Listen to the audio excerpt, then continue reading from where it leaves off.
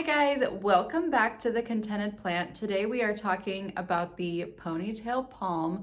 I have this cute little ponytail palm here. I actually got this about a year ago. I got this in a little pot of 3 pups and I split the pups out. So this is one of them, my mom has one, and then my friend has the other one.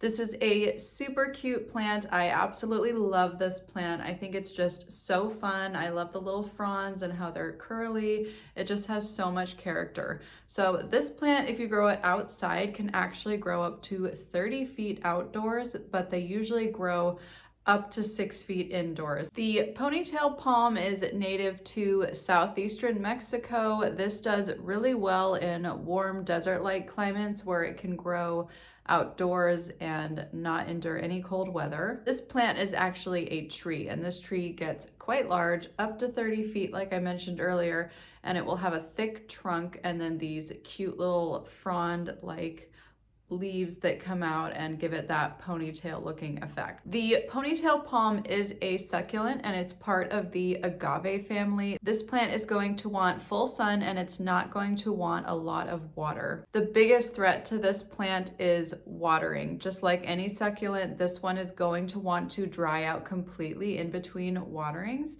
I actually have a story about the third plant that I sent off to my friend that I mentioned earlier.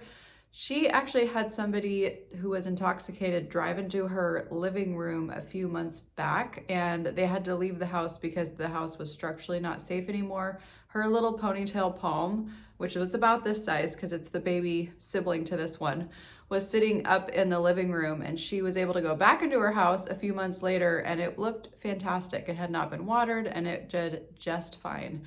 So these really can go a very long time without watering and be totally fine. I will let mine go a month or 2 months sometimes without watering, and it's doing so good. So the rule of thumb with the ponytail palm is make sure that you have it in soil that is very light, quick draining soil. Do not put this in straight potting mix where it can get really dense and heavy around the roots and make it get root rot.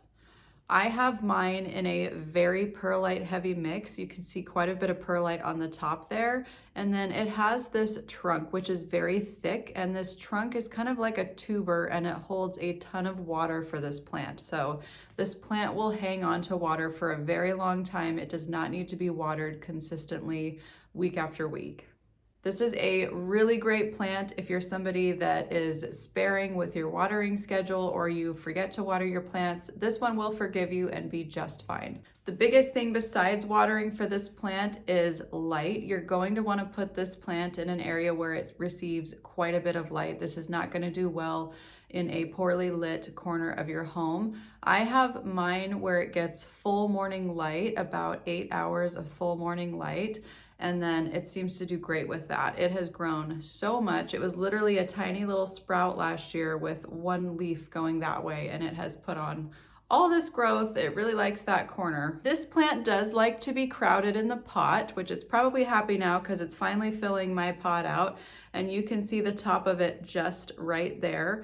So I will probably let this plant sit in here for another year and then repot it. This is a very small pot, but this plant is not very big yet. There's no roots coming out of the bottom, so I feel pretty comfortable with that decision. It also is in really great condition. So if you overwater this plant, you're going to notice that the leaves will start to get brown and they will get droopy. You can also touch the base of the plant right here, this brown stem, and if that stem is not hard and firm but starts to be squishy and soft, you most likely have a severe overwatering issue, and if that happens, I would completely unpot the plant and make sure you're repotting it into dry soil. If there is root rot, you're going to need to try and cut all the parts off that are infected.